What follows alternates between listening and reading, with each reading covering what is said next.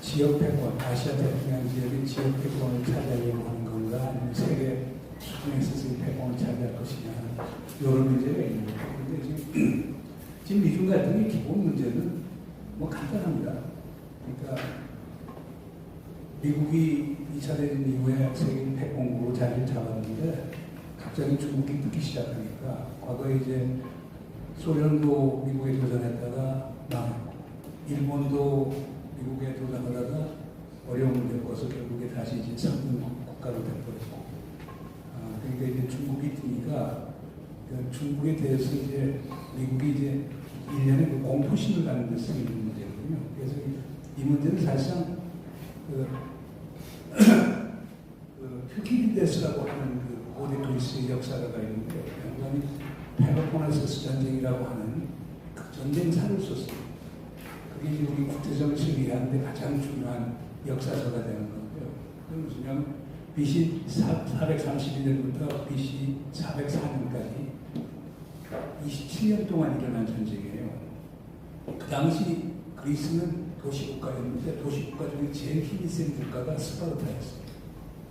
스파르타가 제일 큰 강한 국가고 패권 국가였는데 어느 날부터 아테네가 이렇게 뜨기 시작하는 거예요. 아테네가 해상 교역을 통해서 새로운 부를 투척하고 그러니까 그 지역이 적은데도 불구하고 스파르타 사람들이 거기에서 위협을 느끼기 시작하는 거예요.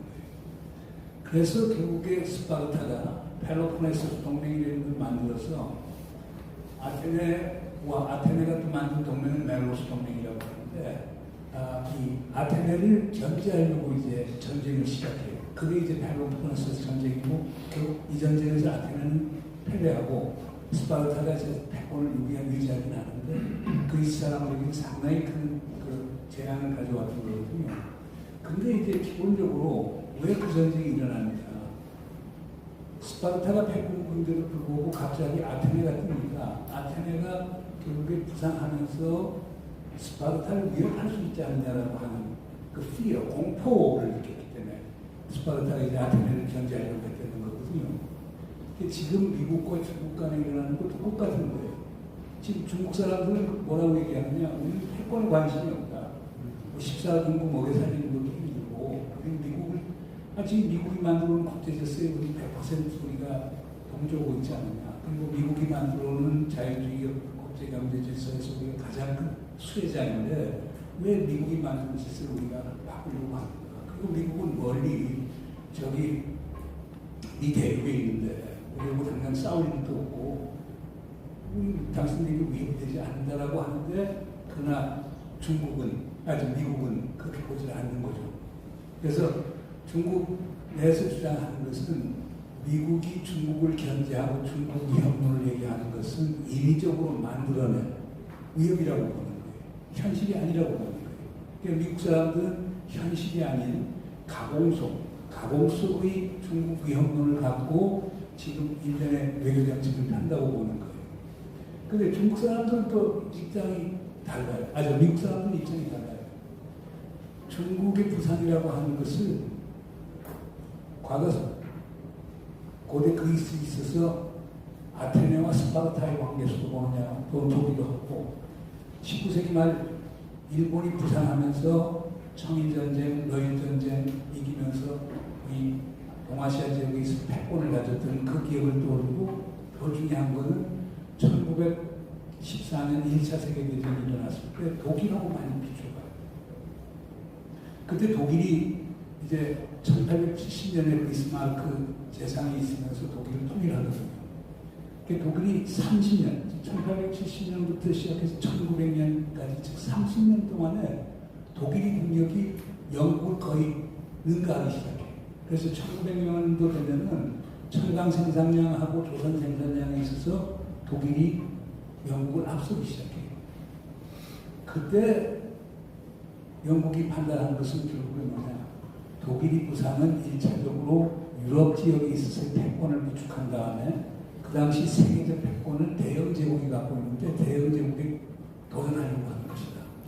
그러니까 영국이 어떤 정책을 펴느냐면 당시에 러시아, 프랑스하고 트리플 앙탄트라고 해서 삼국 동맹을 맺어요. 그러니까 독일을 목조르기 시작해요. 독일이 이게 저항하는 거죠.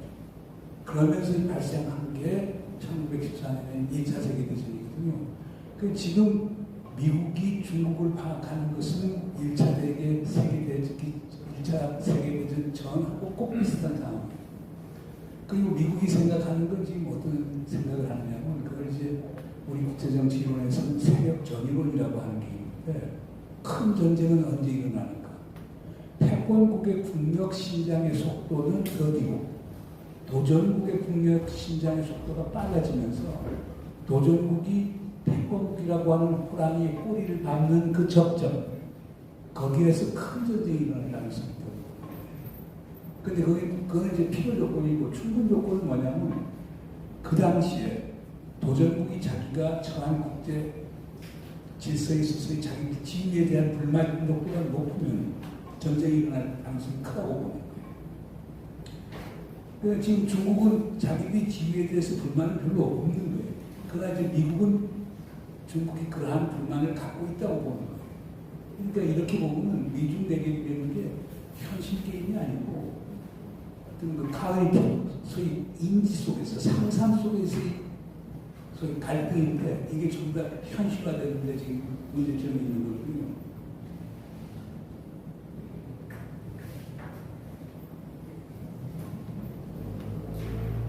미중간 이제 전략적 마찰 관계를 보면 중국은 기본적으로 중국이 이제 49년에 내전이 일어나서 중국 공산당이 국민당을 타이완을 내쫓기잖아요. 그때 중국 전체를 통일을 해요.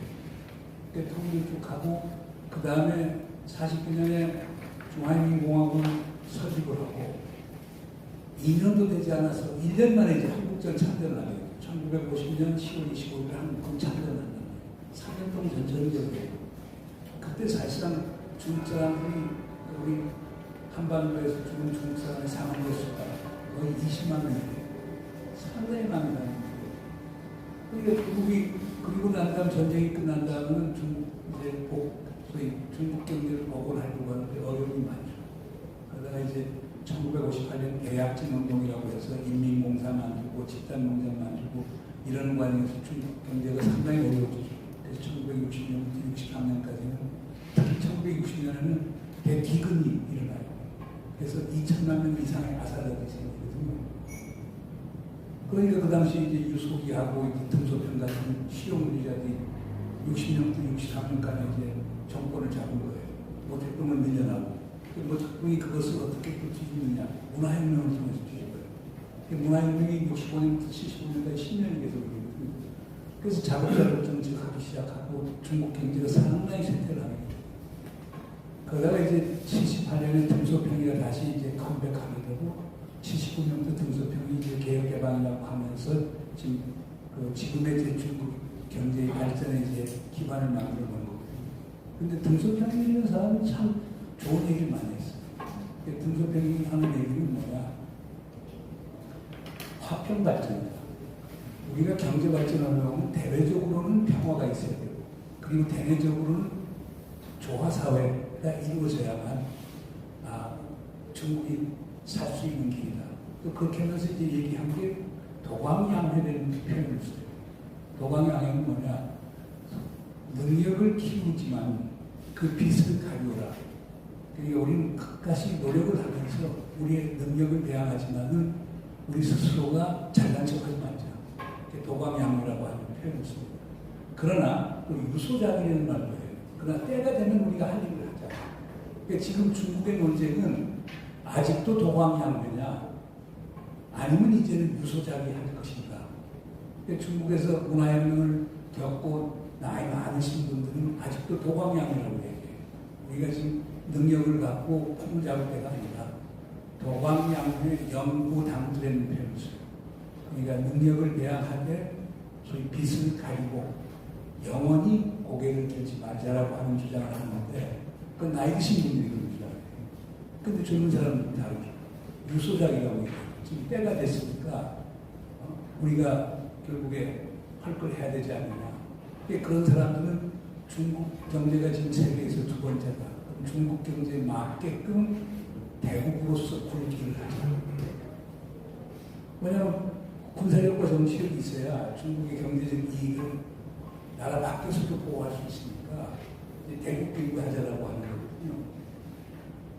그래서 이제 뭐 그렇게 주장하는 사람도 있지만 가령 중국 외교부 같은 데는 아직도 우리는 화평 발전을 추구하면서 책임 대국으로서 역할을 하자, 국제사회 공헌을 하자, 뭐 이렇게 다양한 라인들이 있는데, 그러나 지금 시진핑이 와서는 대국굴 기론이라고 하는 것, 중국이 대국으로 우뚝 솟아야 된다라고 하는 게 이제 일반적인 이론이죠.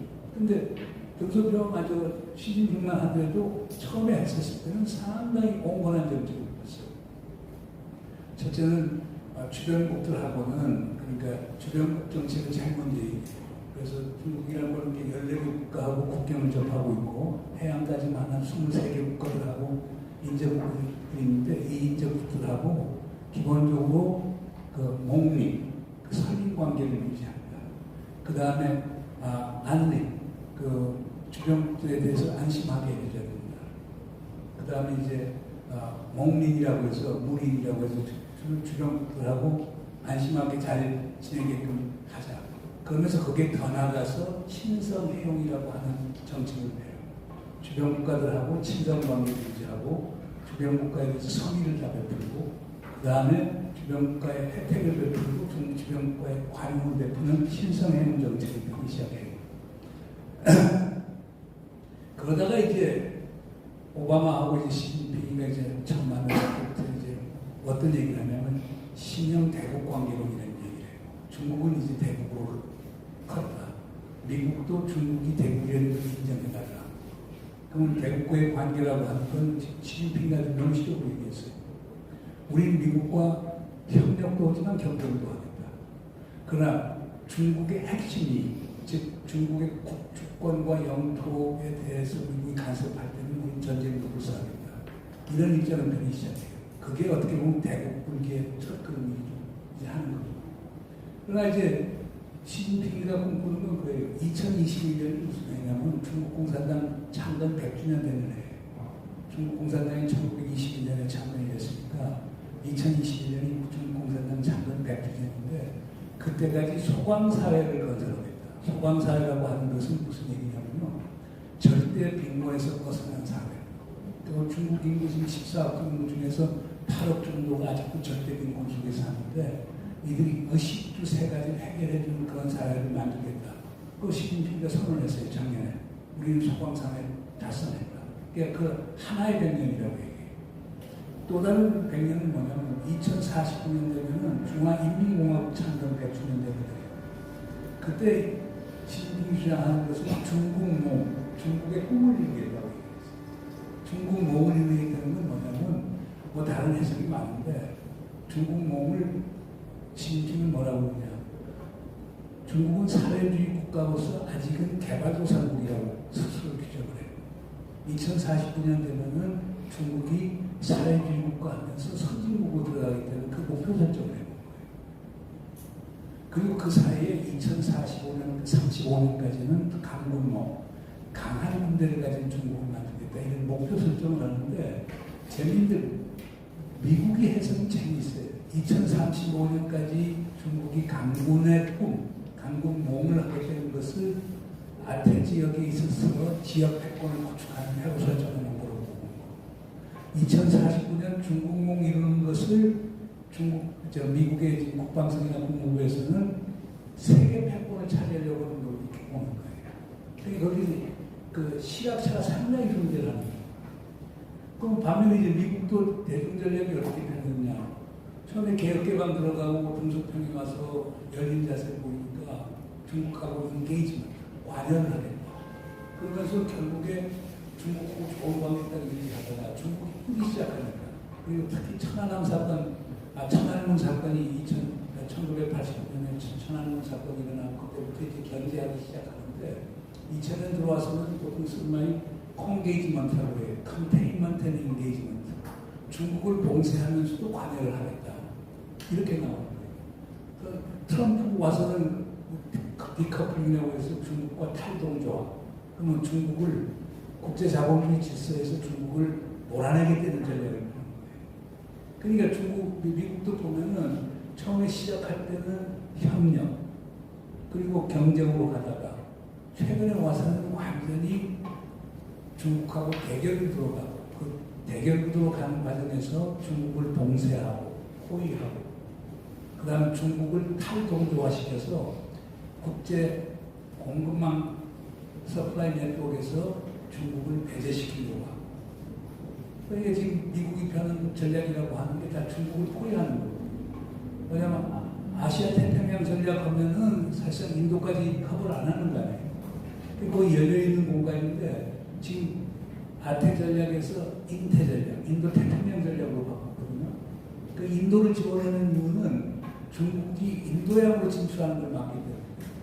그 미국하고 동맹을 통해서 우리 동북아, 동남아, 그리고 인도하고 결속력을 통해 갖고 인도양에서 이제 봉쇄를 해버리면 중국은 사실상 바다로 나올 수 없는 상황이니까 지금 그런 전략을 펴고 있거든요.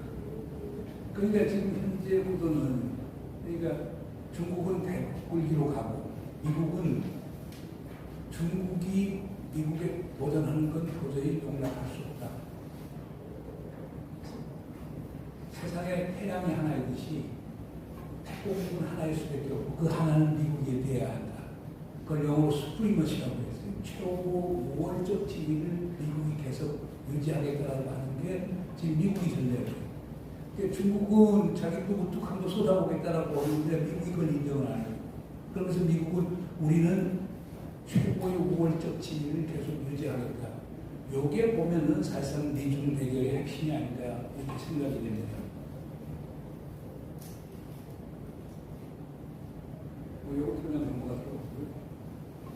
그럼 이제 미중 간의 이제 문제라고 하는 게 지금 현 단계에서 보면 4개의 그 갈등 포인트가 있어요. 첫 번째는 지정학적 대결이에요. 두 번째는 지경학적 대결이에요. 세 번째로는 기술민족주의 충돌이에요. 네 번째는 가치의 대결이에요. 이 네 가지가 큰 사실상 미중 관계의 갈등 포인트라고 얘기할 수 있습니다. 그럼 첫 번째는 지정학적 충돌이었는데 지정학적 충돌이라는 건 사실상 원래 이 지정학이라고 하는 게 19세기에는 상당히 유행했던 이론이에요. 그 영국의 맥킨더라고 하는 지리학자가 있는데 이 사람이 이제 어떤 주장을 하느냐면 누구든 중부 유럽과 유라시아 대륙을 석권을 하고 중앙아시아를 석권하는 국가가 세계를 지배한다고 주장해요. 이건 대륙 중심적 시각이에요. 그래서 그걸 대륙 전략 이론이라고 얘기를 하는데 그러니까 자연히 육군이 중요해요. 그러니까 강한 육군을 갖고 있으면서 유라시아 땅덩어리를 지배하는 국가가 자연히 중앙아시아를 지배하는 거고 중앙아시아가 제 세계에서 높은 지역이 아닙니까? 거기를 지배하는 국가가 세계를 지배하는 국가가 있어요. 히틀러가 2차 세계대전을 일으킨 가장 큰 이유가 바로 그 지정학적 개념 때문에. 왜냐하면 히틀러가 제일 먼저 우리 체코 치고 나가는 거 아닙니까? 그 다음 폴란드 치고 나가고 그러면서 당시 소련을 먹으려고 엄청 노력을 했거든요. 거기에 깔려져 있는 것은 중부 유럽과 동부 유럽 그리고 유라시아 대륙을 나치 독일이 점령하게 되면 세계를 점령한다는 생각이 나요. 그래서 그 다음부터는 지정학적인 표현을 별로 안 썼어요. 그런데 최근에 지정학이 다시 돌아온 거예요. 그래서 지금 러시아가 우크라이나 침공하고 하는 것들, 과거 러시아가 아프가니스탄 침공한 것도 전부 다 러시아가 이 유라시아 대륙을 석권하기 위한 노력으로 봅니다.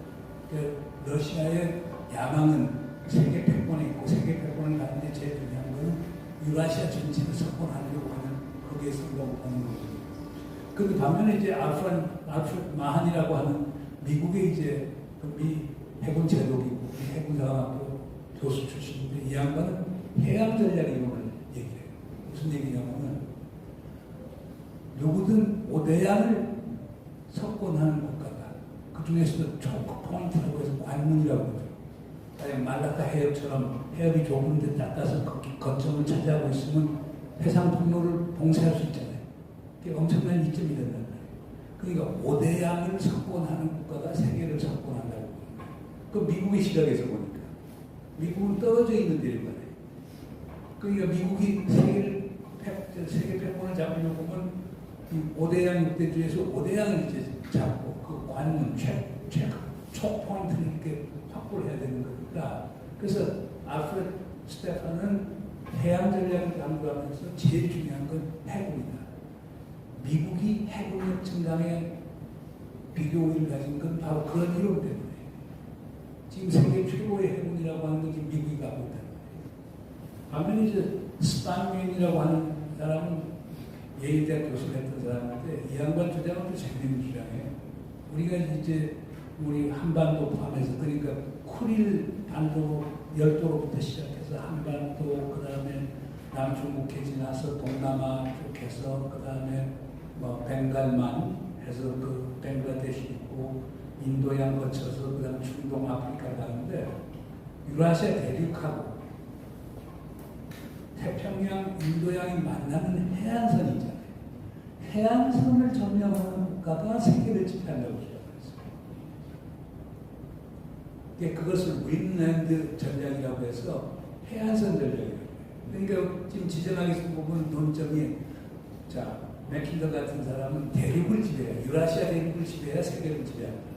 마한 같은 사람은 5대양을 지배해야 세계를 지배한다. 스파인맨 같은 사람은 해안선을 점유하는 국가가 세계를 지배한다고 보는 거예요.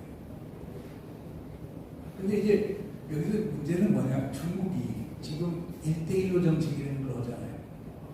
1대1로 정책을 한 거는 사실상 오바마 행정부가 있었어요. 오바마 대통령이 있었을 때 피보트 에이시아라고 해서 아시아 회귀 전략이라고 해서 아시아로 미국의 균형축을 돌리겠다는 거예요. 그러니까 시진핑은 그걸 중국 견제로 보고 시진핑은 뭐냐? 피보트 더 웨스트, 서쪽으로 축을 바꾼다고. 그건 뭐냐? 우리 동북아 쪽으로 나오는 게 아니고 중앙아시아에서 유럽, 중동, 아프리카 쪽으로 간다고 이렇게 보는 거예요. 그러면서 꺼내놓은 아이디어가 바로 실크로드. 실크로드를 꺼내요. 실크로드는 뭐냐? 당나라 때 쭉 있었던 실크로드인데 그 실크로드를 육상 실크로드를 연결시키는 거예요. 그럼 그 시작하는 기점을 시안, 서안으로 잡고 과거 실크로드가 있던 식으로 서안에서 남쪽으로는 타시켄트를 포함해서 저기 사마르칸트에서 이란, 중동 쪽으로 가는 실크로드. 북쪽으로는 우rum치에서 그다음 알마티해서 카자흐스탄 통해가고 쭉 해서 벨기에 그 네덜란드 쪽으로 가는 이 두 개의 실크로드, 그냥 육상 실크로드를 두 개로 이제 만든 거지. 그것을 일대라고 얘기해요. 1대1로 해서 일대라고 얘기하는데 그걸 쫙 하는데 근데 그것만 갖고는 도저히 모자랄 것 같단 말이에요. 그 다음 이제 내국의 명나라 초기에 정화라고 하는 사람이 결국에 그 중국 산단을 이끌어갖고 지금 동남아로 해서 중동으로 해서 저기 마다가스카르, 케냐 이쪽까지 그 원정을 간 기록이 그것도 수차례 원정을 간 기록이 있거든요. 그걸 내세워서 해상 실크로드를 만들겠다. 그 해상 실크로드를 일로라고 얘기해요. 일대는 육상 실크로드, 그 다음에 일로는 해상 실크로드를 만드는 거예요. 그러니까 미국 입장에서 보면은 이게 중국이 이게 육상 실크로드만 만든 육상 실크로드를 아까 말한 맥킨더가 얘기하는 대륙 전략으로 보는데 그 다음에 해양 실크로드에서 해안선 따라가는 것을 스파인맨이 얘기했던 해안선 전략으로 거기다가 이제 중국 해군이 인민해방군 해군이 그 류하청이라고 하는 1985년에 그 인민해방군 해군사령관 했던 사람인데 군소들이가 지시대요. 이 중국 해군이 너무나 열악한데 좀 발전 방안을 세우라. 이 양반이 어떤 주장을 했느냐면 2020년까지는 그러니까 2010년까지는 결국에 제1도련선이라고 해서 지금 남중국해, 동중국해 포함해서 이 지역에 있어서 그 해상 등록권을 확보할 수 있는 해군력을 키우고 2020년까지 가서는 제2도련선, 그건 뭐냐면 벨로센 열도에서 일본이 이렇게 오잖아요. 일본 와서 오키나와로 내려와서 오키나와에서 필리핀으로 빠져서 저쪽 인도네시아 쪽으로 내려가는 그게 제2도련선이라고 해요. 그건 뭐냐면 우리가 이제 유럽이나 중동에서 물동량이 오지 않습니까? 그러면 인도양 거쳐서 말라카 해협을 거쳐서 남중국해, 동중국해 해서 중국과 한국과 일본으로 가잖아요. 그게 전 세계 물동량의 한 60% 차지하는 거예요. 그런데 말라카 해협 같은 데서 누가 해상공사를 해버리면 어떡합니까? 돌아가야 되잖아요. 돌아서 인도네시아로 또 쪽으로 돌아서 쭉 올라오는 그 도련선을 제2도련선이라고 얘기하는 거예요. 그러니까 그걸 지키게 되는 거예요. 2020년. 그리고 2050년까지는 오대양 6대줄 갈 수 있는 원양해군, 딥시 네이버를 만들겠다고 하는 거예요. 그러니까 미국 입장에서 보면 중국이 이 친구들 해양 전략도 동시에 핀다. 그러니까 지금 중국 입장에서는 1대1로라고 하는 게 사실 거의 경제적인 이유 때문에 하는 거예요. 경제적인 이유 때문에 하는 건데 미국에서 볼 때는 그 맥킨더가 주장하는 대륙 전략과 마한이 주장하는 해양 전략과 스파이맨이 주장하는 해안선 전략을 동시에 추구하고 있다. 이건 엄청난 도전 세력이라고. 그러니까 미국 입장에서 자기 그걸 막으려고 하니까 원래는 미국이 아시아 태평양 전략을 하다가 그걸 인도 태평양 전략으로 바꾸고 쿼드라고 하는 걸 만들어서 쿼드는 미국, 일본, 호주, 인도 4개국 동맹인데 거기 뭐 한국도 들어오려고 했는데 사실 일본이 반대해서 못 들어갔어요. 현 정부에 들어가고 싶어 했고 지난 5월달에 바이든 대통령 왔을 때 거기가 쿼드에 참여 의사가 있다는 걸 했는데 일본이 반대를 했기 때문에 미국 측에서 그 토론을 받지 않았지만 그러나 일본의 아베가 이제 쿼드를 만드는데 아베가 생각하는 것은 중국의 남진을 막기 위해서 미국, 일본, 호주, 인도가 사자 협력을 통해서 중국을 차단하자고 만든 거예요. 쿼드도 그런 거예요. 그 다음 오쿠스라고 하는 건데 오쿠스는 그러니까 오스트레일리아, UK, 영국, 그 다음 US, 미국 3자가 소위 군사기술 동맹을 만드는 거예요. 그래서 특히 오스트레일리아가 핵잠수함을 만드는데 미국과 영국이 필요한 핵물질과 핵기술을 준다고 하는 건데 이것도 사실상 중국을 견제하기 위한 거예요. 그 다음에 지금 나토 쪽 사람들은 나토는 유럽을 방해하기 위한 건데 계속 나토의 외연을 확장해서 우리 인도 태평양 지역까지도 확장하자는 얘기가 나옵니다. 우리 대통령도 지난 6월 말에 마드리드에서 나토 정상회담을 한 것도 그런 맥락입니다. 그러니까 나토는 유럽을 방해해야 될 것이 지금 이쪽으로 중국 견제하기 위해서 지금 이 아시아 태평양 쪽으로 오겠다라고 하는 거예요. 파이브 아이스라고 하는 것은 저게 뭐냐면요. 애슐런이라고 하는 통신정보 수집망이에요. 파이브 아이스는 1942년 2차 대전 동안에 만들어진 거예요. 2차 대전 동안에 파이브 아이스가 뭐냐?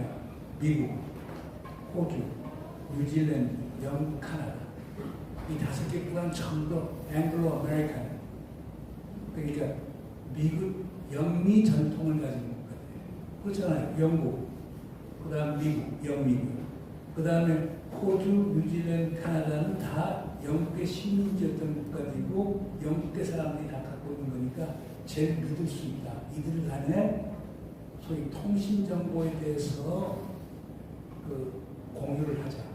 만든 건데 지금까지 계속되고 있죠. 지금 미국에서는 이 파이브 아이스를 더 확장시켜야 된다고 주장을 합니다. 뭐 한국도 포함시키고 그 다음에 뭐 독일도 포함시키고 이렇게 얘기했는데 이루어지지는 않고 있죠. 그런데 그런 일련의 움직임 같은 것을 보면은 미국으로서는 중국의 팽창을 막으려고 하는데 많은 노력이 주어지고 있다고 볼 수 있겠죠. 그러면은 근데 현재 그 미국하고 중국이 지정 앞으로 볼 때 어느 정도인가? 사실상 중국이 게임이 되지 않아요. 우선 당장 국방. 근데 중국은 2020년 1933억, 금년도 보니까 한 2,200억 불 정도 승부로 나오고, 그러니까 3배, 4배 정도 차이가 나요. 그리고 가령 예를 들어서 중국 같은 데는 1999년 146억 불밖에 되지 않아요. 146억. 그러니까 그런 미국 같은 데는 2차 대전 이후부터 계속 많은 예산을 군사비에 쓰고 있었거든요. 그러니까 출발점이 차이가 나요. 그러니까 중국이 아무리 국방부에 투입한다고 해도 따라잡기가 어려운 게 현실입니다. 그 다음 5대양을 잡으려고 하면 뭐가 필요하느냐? 항공모함이 제일 중요해요. 항공모함 같은 것도 보면 미국 항공모함, 레이건, 호다, 무슨 니미츠다, 그 다음 엔터프라이즈, 다양한 이제 그 항공모함도 있잖아요. 그 다음에 로널드 레이건 같은 경우는 그 탑건 영화에 나오는 전투기 F-18 호넷이라고 하는 게 있어요. 그 전투기를 많게는 90대, 적게는 70대까지 실을 수 있어요. 그게 얼마나 큰 규모냐면요. 지금 우리 오산에 미 제7공군이 있잖아요. 그 사령관이 스위스타에 삼성전력 춘장에 거기 갖고 있는 게 F-16 한 50대밖에 안 돼요. 그러니까 한국에 있는 미 7공군이 갖고 있는 자산보다도 항공모함 한 대에 갖고 있는 전투기 자산이 더 많다는 거예요. 그러니까 미국이 저렇게, 미국은 보면은 미국의 1, 2, 3함대가 있죠. 4함대가 캐리비안 A, 5함대가 지금 바레인이 있어요.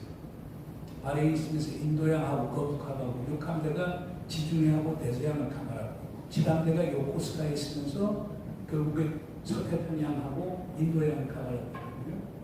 그러니까 전 세계에 다 이렇게 배치가 돼 있어요. 근데 중국 같은 데는 지금 항공모함이 다 두 척이에요.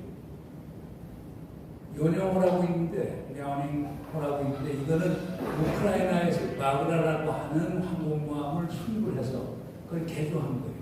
그건 전투기 30대밖에 실을 수가 없어요. 그러니까 이건 대양 해군에 쓰는 항공모함이 아니고 지역 해군이에요. 지역 해군에 쓰는 거예요. 두 번째가 산동호를 갖고 있는데 2대밖에 없어요.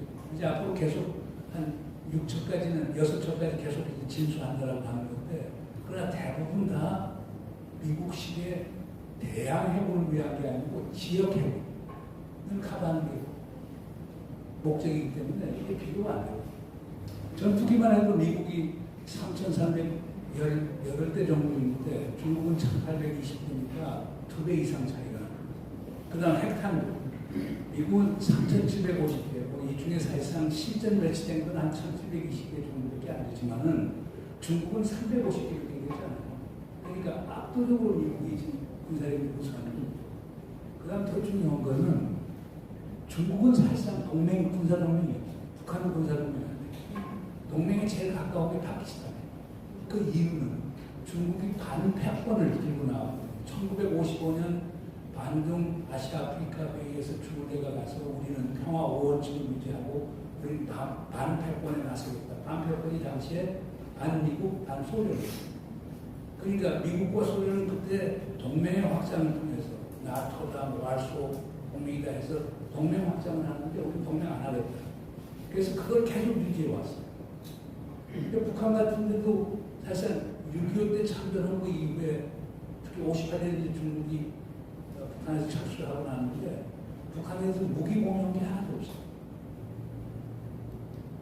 그러니까 근데 지금 미국 같은 데는 뭡니까? 미국 해외 미군이 지금 나가 있는 국가수가 한 121군데.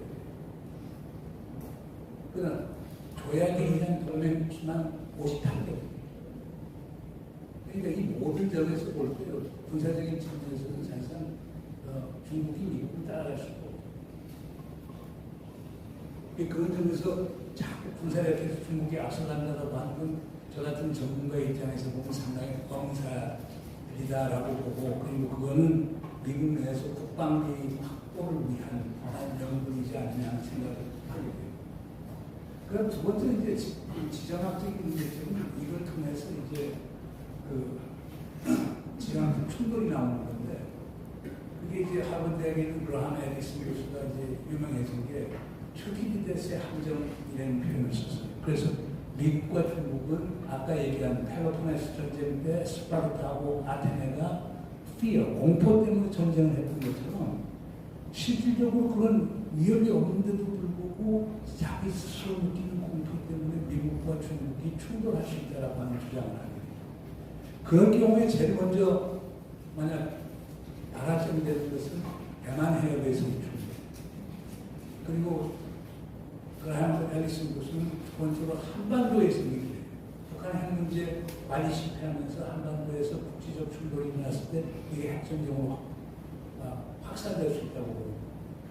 그 다음에 남중국해에서 일어날 때 남중국해에서는 큰 군사적 충돌은 안 일어날 거라고 봐요. 저는 미 해군과 미국과 미국 동맹국가의 해군과 중국 해군 사이에 국제적 충돌이 있지만 그게 큰 전쟁이 일어날 거라고 보지는 않아요. 동중국해도 마찬가지고. 그렇기 때문에 지금 미중 대결이 이제 악화가 되면 될수록 결국 그런 위협이 있어요. 특히 한국 같은 데는 어떤 위험이 있냐면 한국 같은 데는 아무래도 제가 독일 텔레비전 와서 인터뷰를 하는데 이제 그 얘기를 하는데 지금 우리 윤석열 정부는 우리가 이제 미국하고 같이 가야 된다는 말이에요. 미국하고 같이 간다. 그럼 중국을 우리를 무역적으로 보고 우리를 적대시할 거예요. 그렇게 되면 우리가 미국 진영에 속하게 되면은 중국하고 대결하는데 우리가 최전방이에요. 그러면 주요 군사적 충돌이라고 하는 게 한반도에서 일어나는 정책이에요. 그 사이에 일본은 그만큼 더 걸거든요. 미국은 더 많이 더 걸고. 그래서 우리가 지금 미중 대결 구도에서 우리가 신중을 기해야 된다는 게 그 상황이 되면 우리가 총알바지 역할을 해야 되는 것 아니냐 하는 우려들을 많은 분들이 하고 계시는 거죠. 그렇잖아요. 네. 여기다 뭐 전략무기 전진 배치하고 사드 추가 배치하고 그렇게 하면서 중국을 겨냥한 뭐 중거리 탄도미사일 우리 한반도 한국의 전진 배치 딱 한다고 보면 중국이 갖고 있는 동풍 미사일 같은 거 전부 다 우리를 대상으로 할 거고 그 다음에 지금 동경 124도 중심으로 해서 지금 한국과 중국 사이에 이제 해상 경계에 지금 분쟁이 있는데 얼마 전에 했던 식으로 지금 중국의 북해 함대가 청도에 있거든요. 칭다오에. 그 우리 소외예요. 그래서 대규모 해상 군사훈련 수시로 해버리고 하면은 우리 해상 통행 문제가 생겨요.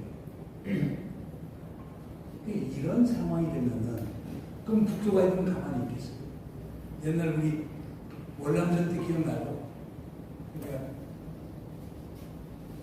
구정공세, 텔토 오펜시브라고 해서 1968년 구정공세를 할 때 인이 사태가 나오고 그러니까 우리가 남쪽이나 서쪽에서 군사적 공유가 있었을 때 북쪽에서 북에서 이제 군사적 동요를 일으킬 가능성이 있기 때문에 우리 입장에서 상당히 어려워지는 게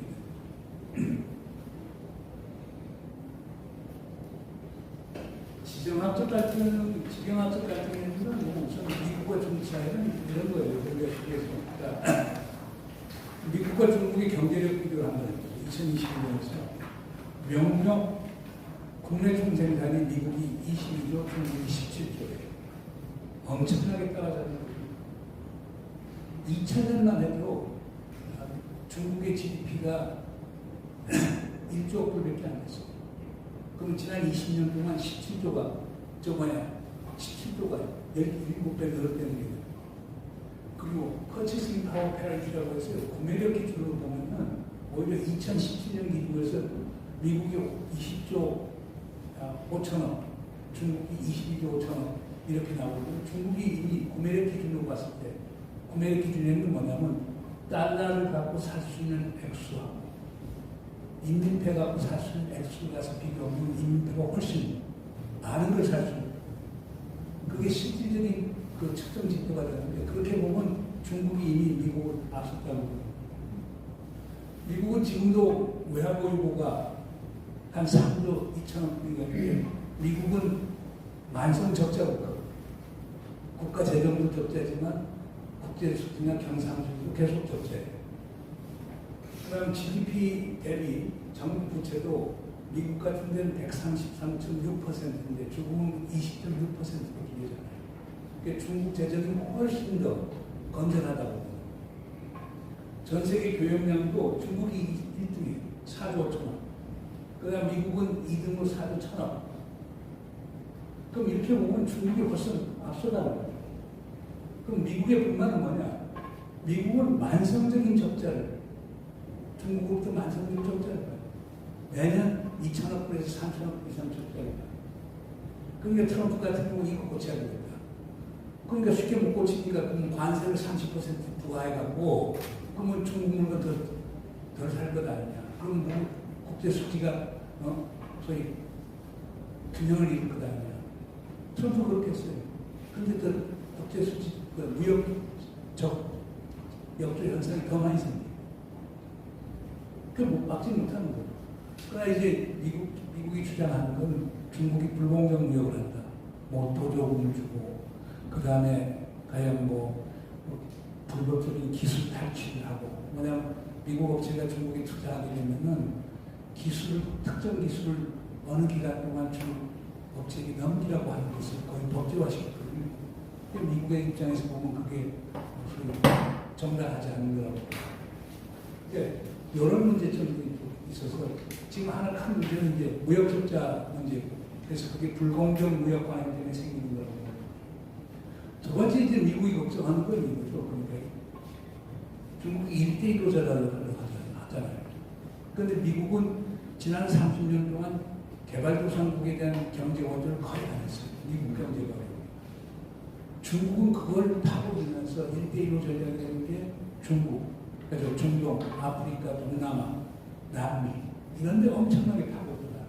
그러니까 미국 입장에서는 이거 자기들 모르는 사이에 중국이 새로운 시장 개발하면서 결국에 미국에 맞서는 것 아니냐.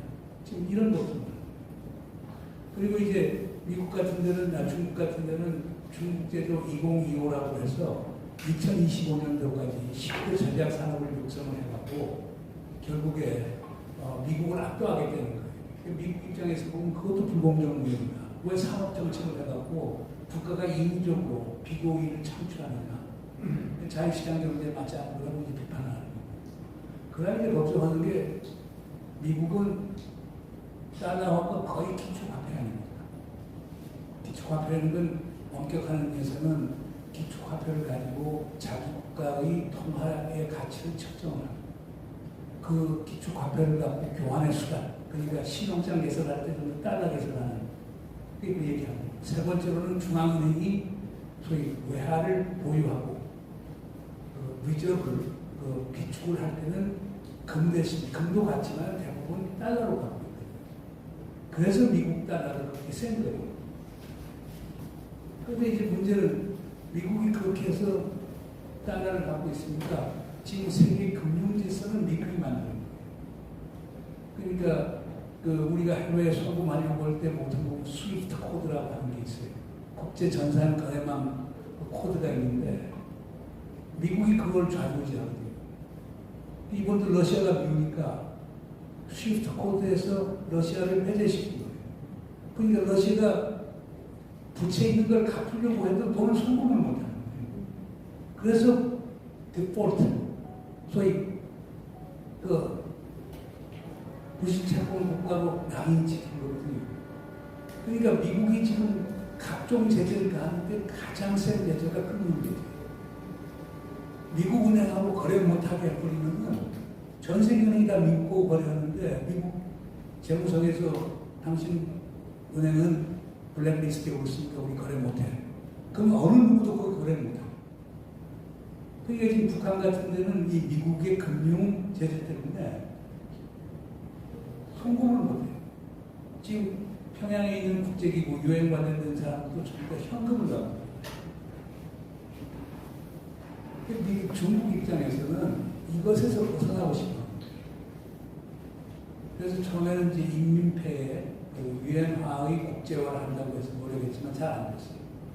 최근에 우크라이나 사태 나고 이렇게 했었을 때 인민폐 그 유통 거래량이 4%까지 올라가는데 그 이상은 못 올라가고 미국은 거의 65%니까 달러 유통 지수가. 근데 그러니까 이제 중국이 생각하는 게 디지털 통화를 거의 하기 시작합니다. 그럼 아까 말한 스위프트 코드 같은 게 필요가 없어요. 그리고 디지털 통화를 하는데 뭐 페이파이니 뭐니 지금 마윈이 하는 알리바바, 바바페이 이런 것들, 알리페이 이런 것들은 개인 회사들이 하는 건데 중국은 인민은행, 중앙은행이 보증돼요. 지금 중국에서는 거의 160개 소도시에서 전부 다 이 디지털 통화가 이루어지고 있어요. 1대1로에 참여하는 국가들이 다 지금 디지털 통화를 하려고 해요. 그러니까 미국이 지금 이거에 엄청나게 지금 겁먹고 있는 거예요. 그럼 미국이 통제가 안 돼요. 그러니까 요거 갖고도 지금 상당히 대립되는 축이 있어요. 그 다음에 이제 마지막으로 있는 거는 지금 우리가 많이 아는 이제 공급망 부분에 있어서 중국을 배제하자. 그래서 중국이 잘 되는 이유가 뭐예요? 중국이 원재료도 있지만 소위 부품, 그다음 소부장, 소재부터 시작해서 장비, 부품 이런 걸 해갖고 국제사회에 대한 연동이 돼 있잖아요. 우리 한국 자동차 같은 것도 중국에서 사실 부품 모자라면 사실상 조기 못하잖아요. 그런데 이제 미국에서는 이 국제자본주의 질서에 의한 공급망 속에 중국이 통합되면서 결국 어떤 현상이 생기느냐. 중국만 배부르고 나머지는 다 손해봤다. 중국을 내쫓아야 되니까. 그게 디커플링이에요. 그게 탈경제예요. 그래서 탈경제는 어떻게 하는 건가? 중국에 투자한 기업들이 리쇼어예요. 자기 국가로 돌아가는 거예요. 미국 기업체들은 중국에 투자했다가 미국으로 돌아가고, 한국 기업은 한국으로 돌아가고, 그게 리쇼어링이라고 하는 거거든요. 두 번째 이게 리어쇼어링. 만약 미국 같은 데 인건비가 비싸고, 한국도 인건비 비싸고, 일본도 인건비 비싸니까, 만약 본국에 못 돌아오면은 주변에 있는 가까운 국가에 투자, 라오스, 비에트남, 캄보디아, 이런 데 하는 거예요. 그리고 최근에 와서는 소위 friendly shoring이라고 해서 미국과 가까운 오방 국가에다가 투자하는 것을 중국에서 입장에서 그쪽으로 옮기잖아요. 그러니까 중국 입장에서 이게 상당히 화가 많이 나는 일이죠. 그렇잖아요. 왜냐하면 미국이라고 하는 게 그 같은 완성기 통화에 관한 일반 협정이라는 걸 해서 지금 세계무역기구를 만든 게 미국인데 미국 스스로가 지금 세계무역기구가 정한 원칙을 지금 어기고 있잖아요. 이번도 인플레이션 감축법이라는 걸 통과 딱 시켜서 미국에서 이제 전기차에 대해서 세금 혜택을 주는데 그 조건이 뭐냐? 미국에서 생산한 전기 배터리를 사용하는 전기차에 한해서만 4,000불에서 많게는 7,000불까지 세금 혜택을 준다고 합니다. 그럼 한국 현대에서 지금 수출하는 건 지금 한국에서 생산하거나 일본이 저 중국에서 생산하는 것까지 조립해서 하는 거예요. 한국은 혜택을 못 보는 거예요. 그럼 미국 차하고 경쟁을 하면 벌써 4,000불에서 10,000불 차이가 나잖아요. 근데 그건 어떻게 하는 위해서 세계무역기구가 정한 이전에 소위 규범과 원칙을 어긋나는 거예요. 말도 안 되잖아요. 전기차 공장 투자라고 해서 정의선 회장이 조지아에다가 지금 120억 불 정도 엄청나게 많은 돈을 그렇게 해서 투자한다고 딱 결정해놓고 지금 이 법을 딱 통과시켰거든요. 그것도 지금 바이든 행정부가 총대면서 통과시킨 법안이니까. 그러니까 이런 것들 이제 나오는 건데 그래서 그러니까 미국은 이제 자연히 인도 태평양 경제 프레임워크라는 걸 만들어서 끼리끼리 하겠다. 중국 배제하겠다. 지금 이렇게 나가고. 그러니까 또 중국은 어떤 식으로 대응하느냐. 그러니까 시진핑이 있다가 쌍순환. 그 쌍순환이라는 게 뭐냐면요. 그 듀얼 서큘레이션이라고 해서 무슨 얘기냐면 내수를 키우겠다. 중국이 너무 지금 국제무역의 의존도가 높다. 그러니까 미국 같은 나라가 저런 식으로 해버리면 우리 경제가 어려워지니까 이제는 내수 중심으로 하고 내수 중심이 거저되는 건 아니니까 과학기술 중심으로 시켜서 하게 되는 거예요. 그러니까 이게 지경학적 모델인데 지금 여기 우리가 지금 당장 걸려져 있는 게 그 인도태평양 경제 프레임워크에 들어가게 되면 공급망 부분에 대해서 미국과 협력하게 됩니다. 그러면 중국하고 못하도록 지금 하게 됩니다. 그 다음에 이거 관련돼서 지금 반도체 동맹, 칩 어라이언스하고 반도체 동맹을 하게 되면 그 반도체 4개 부분 있잖아요. 그러니까 쉽게 해서 설계하는 것부터 시작해서 패브리케이션 하는 거, 그 다음에 이제 파운드리 하는 요 모든 부분에 있어서 미국하고 같이 가게 되면 그 기술을 중국하고 공유하지도 못하고 지금 더 나가서 중국에 지금 투자한 것 가지고 이제 다시 뺏어와야 되는데 지금 우리 기업들은 지금 죽으려고 그러죠. 지금 삼성하고 하이닉스, SK 하이닉스 같은 경우 60% 물량이 다 중국으로 가요. 거기서 번 돈 갖고 지금 미국에 투자하게 됩니다. 근데 중국하고 관계를 잘라버리라. 그 현실적으로 어떻게 해요? 전방에 주차기만 단속 구간입니다. 그러니까 이런 것들이 지금 지경학적 부분에서 이제 우리 고민이 상당히 많은 거고. 그 다음에 이제 우리가 최근에 와서 이제 많이 이제 주목을 하고 있지만 기술 민족주의 경제예요. 이게 이제 재미있는 게요. 중국 기술인도 우리 지금까지도 중국 기술을 우습게 하잖아요. 그러니까 세상이 바뀌었어요. 지금 한 예로요. 매년 일본 계좌 신문이라고 니케이라고 하는 신문이 있어요. 니케이에서 뭐냐면 그 세계 10대 첨단 과학기술의 특허수를 갖고 랭크 순위를 내요. 2017년 이후에 10개 첨단 과학기술이 되는 게 뭐 반도체부터 시작해서 드론, 무인 조정기부터 시작해서 바이오메디컬, 거의 생, 의료, 그 다음 뭐 거기 들어가는 것들이 우리가 아는 그 최첨단 게 다 5G 테크놀로지 다 포함이 되는 거예요. 거기서 보면은 2018년부터 이 10개 분야에서 9개 분야에 중국이 1등을 해요. 아직도 못 따라잡는 건 퀀텀, 그 컴퓨팅, 양자 계산하는 것은 미국이 압도적 1등이에요. 나머지 9개 부분은 중국이 다 따라잡아서 1등이에요. 우리가 우습게 볼 게 아니에요. 뭐 지금 SCI, Science Citation Index라고 하는 그 세계 저명 학술지 같은데 이미 중국 학자들 기고수가 미국을 지금 능가하고 있어요. 지금 과학자 수, 엔지니어 수, 중국이 압도적으로 많습니다. 물론 중국 인구가 14억이니까 3억 정도 중국, 미국보다 많을 수도 없지만 엄청나게 빠른 속도로 되는 거예요. 근데 그 이유가 뭐냐? 중국 같은 데는 아까 얘기했던 중국 대전 2025에서 정부가 적극적으로 나서고 천인계획, 만인계획이라는 게 뭐냐면 세계에서 무수한 과학자들을 중국이 전부 다 스카웃을 해요. 엄청난 예산과 연구를 들여가고 그게 가장 큰 빚을 봐죠. 지금 천인계획, 만인계획 때문에 1000명의 유명한 세계 1급 과학기술자들을 초빙하고 그 다음 10,000명을 저게 성공하니까 10,000명을 초빙한다고 지금 미국 정부는 지금 그들을 전부 다 산업수가로 줍니다. 그러니까 공세적으로 이제 원천 기술 획득을 하고 그 여기 나왔지만 5G, 퀀텀 컴퓨팅, AI, 스페이스 테크놀로지, 세미컨덕터 여기에서 양자 계산 빼놓고 다른 분야에서 결국이 다 미국을 앞서가고 있어요. 지금 우주과학 기술도 미국이 넘버원이라고 하는데 중국이 엄청난 속도로 나왔어요.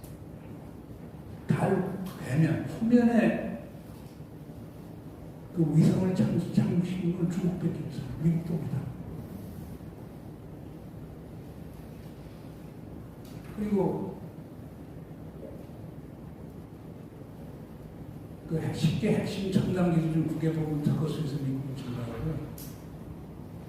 그 다음에 여기 있는 게 이제, 그래서 여기 보면 우선 경쟁력 문제에 있어서 과학기술이 있으면 경쟁력 결정이 나잖아요.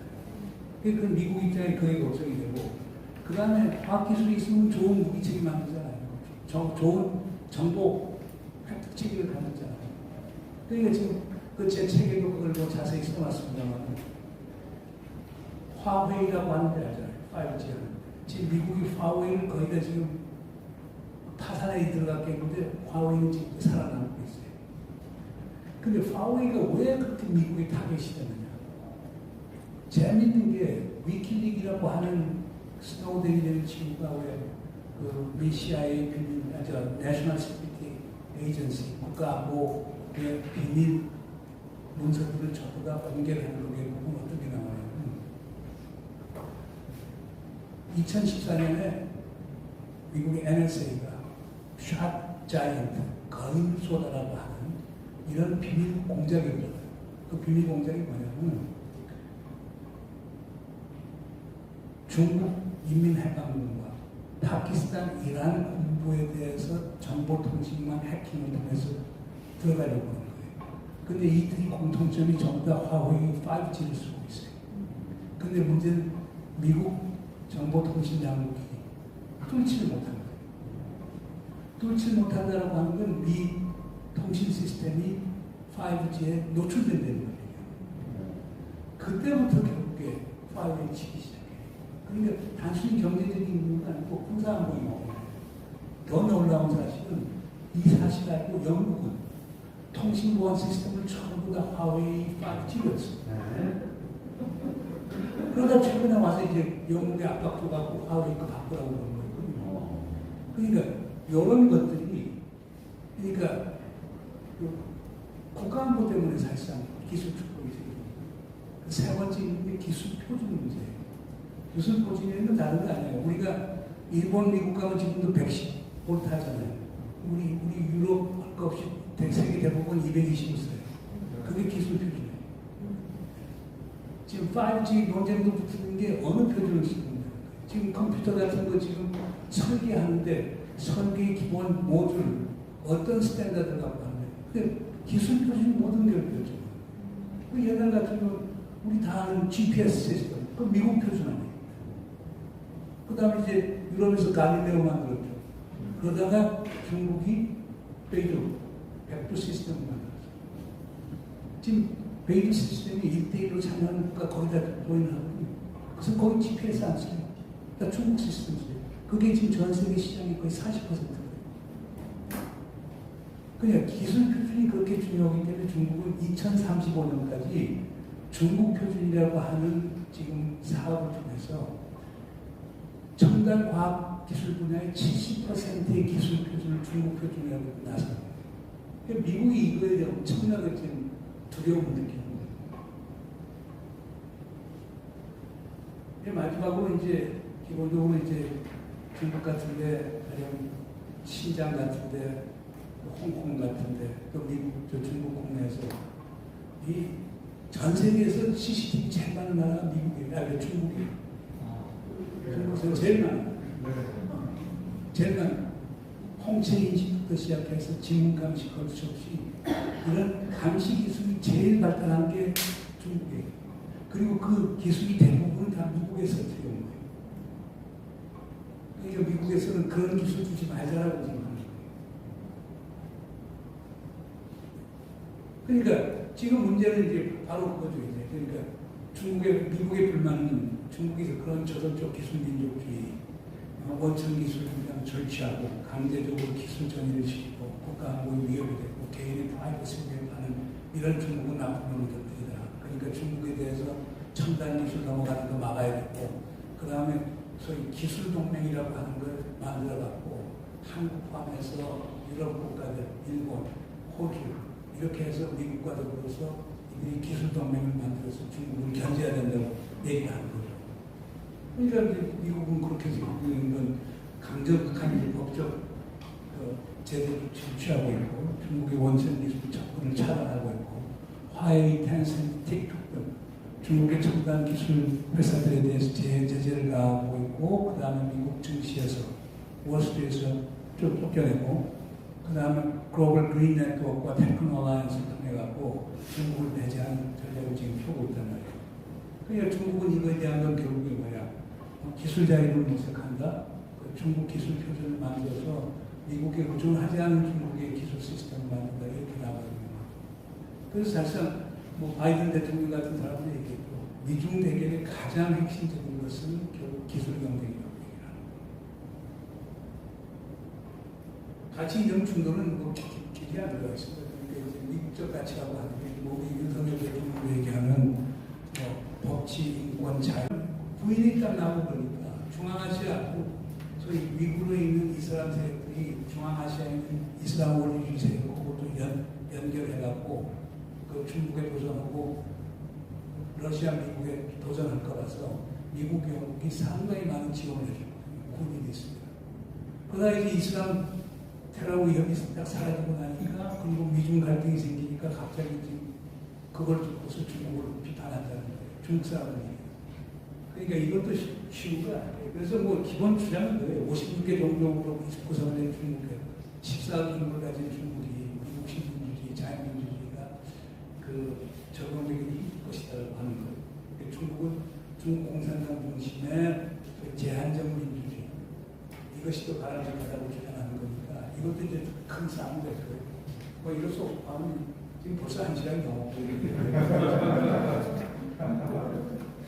그럼 이제 여기서 한국이 어떤 선택을 해야 되는지 미중이 저렇게 지정화, 직영화, 그 다음에 기술민족주의 그리고 가치를 두고 이제 축구를 하는데 그걸 어떻게 해야 될 것인가. 뭐 지금 윤석열 정부는 지금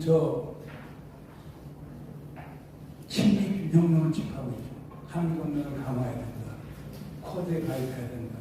디커플링을 명시적으로 못하지만 우리 부분적으로 하겠다. 반도체 동맹에도 참여를 하겠다. 그리고 더 나아가서는 뭐 윤석열 대통령이 8.15 경주자에 얘기했지만 자유와 인권과 법치를 강조하니까 그걸 뭐 중국하고 바로 이제 대결부터 들어가는 거니까 그렇게 하겠다. 그러나 문제는 이런 선택을 했었을 때 우리에게 상당히 많은 부메랑이 올 것 아니냐. 그렇게 되면 우리가 새로운 냉전의 최전선이 된다는 문제가 있고 중국의 경제적 보복이 가능성도 상당히 많아요. 자꾸 중국부터 다변화한다고 하는데 지금 중국 우리가 수출 시장이 25%가 중국에서 오고 수입의 23%가 중국에서 오는 거예요. 그러니까 합치면 한 24%가 우리 무역 총 무역의 24%를 중국에 의존하는데 세상 어디 가서 그걸 다변화시켜요. 뭐 유럽 10%도 안 되는 거예요.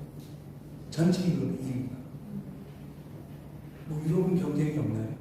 유럽 자체 국가는 26개 국가가 이용해온 거예요.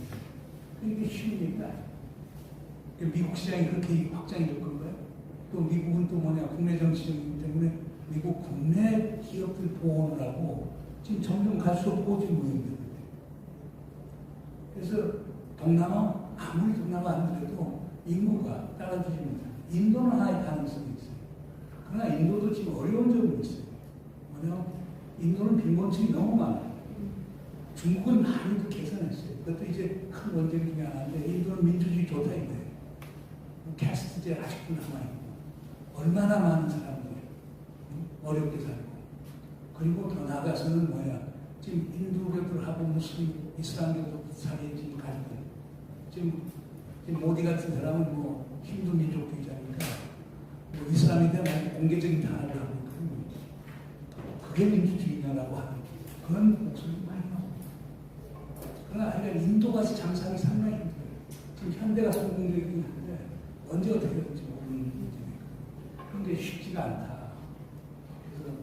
그래서 우리가 지금 중국에 큰 소리 할 뻔하고 뭐 가치 외교를 한다라고 그러는데 그게 국익과 상충하지 않을까라고 하는 그런 걱정이 많이 드네요.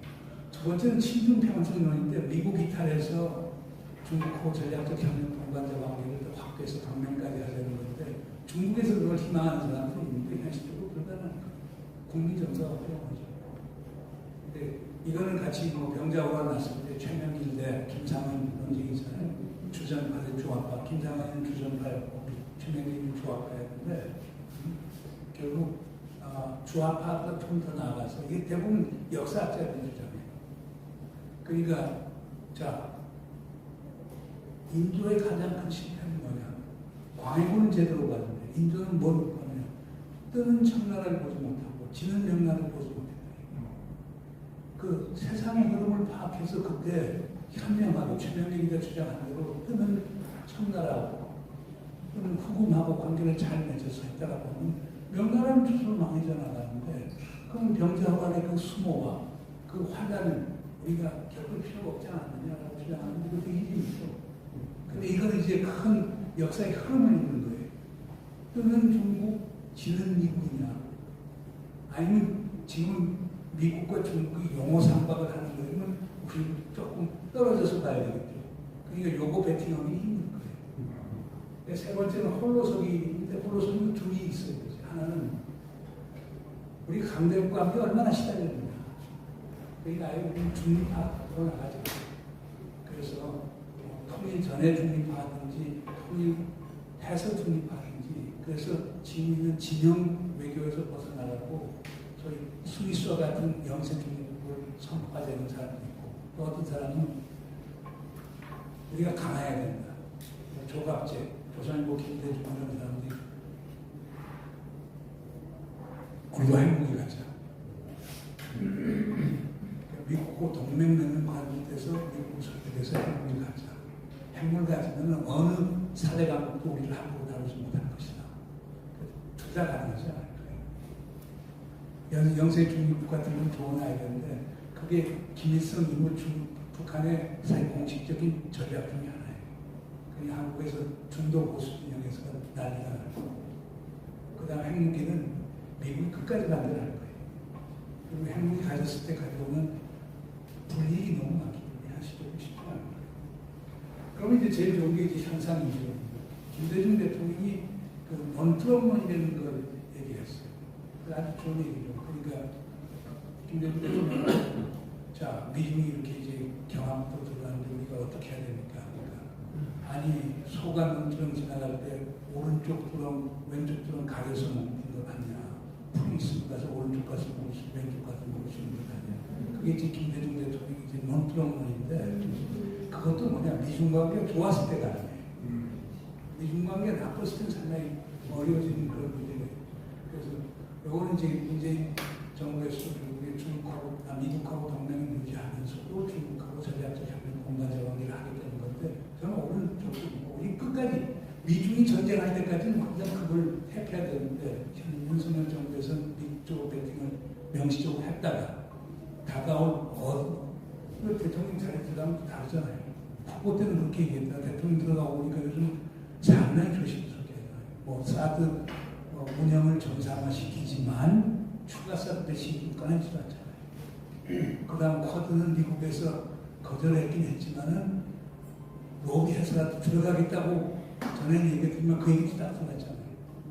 그리고 어쨌든 중국 설득하려고 윤석열 대통령 스스로도 중국 잘 이해시켜가지고 박정도 와서 계속 그런 것들은 결국에 뭐냐 중국을 의식하는 얘기인데 그러나 중국의 인식은 결국 윤석열 정부 미국으로 갔다 오고 오는 거고요. 그러나 하여간 우리 입장에서 제가 볼 때도 현상 위주인데 그러나 제 개인적으로는 그거보다 더 하나 더 나가야 된다. 그건 뭐냐 제가 초월 외교라고 하는 표현을 쓰는데 미국 중국이 싸우면 한국뿐 아니고 전 세계가 다 어려워요.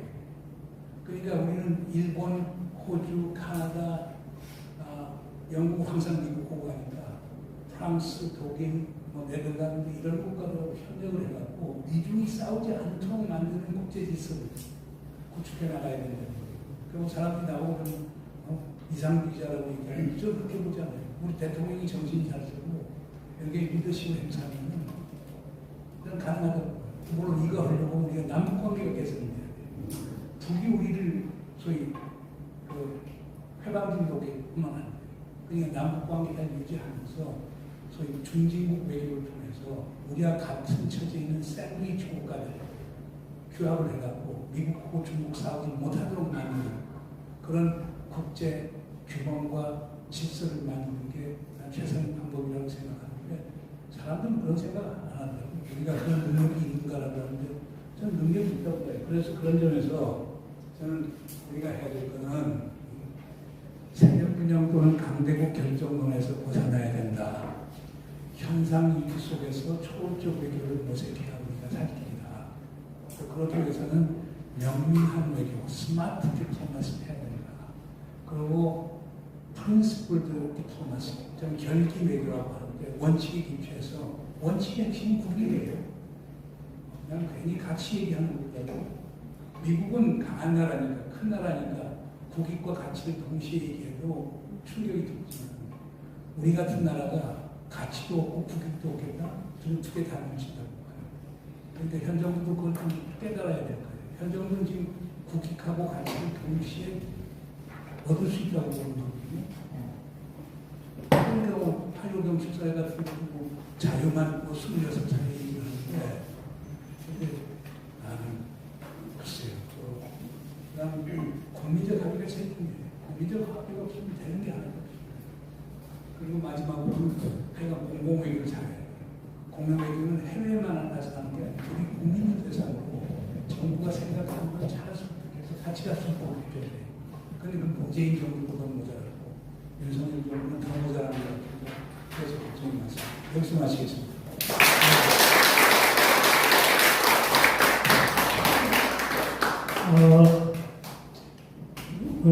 책을 보고서 오늘 교수님이 강의를 들으니까 책에서는 두 번씩이나 읽으면서 몰랐던 것을 강의를 통해 가지고 아 그렇구나 하는 게 뭐 여러 가지 책이 반대로 여러분들 이렇게 강의 듣고 다시 책을 가지고서 공부하시면은 반대로 강의에서는 못 들었던 또 그런 것을 많이 느끼실 것입니다.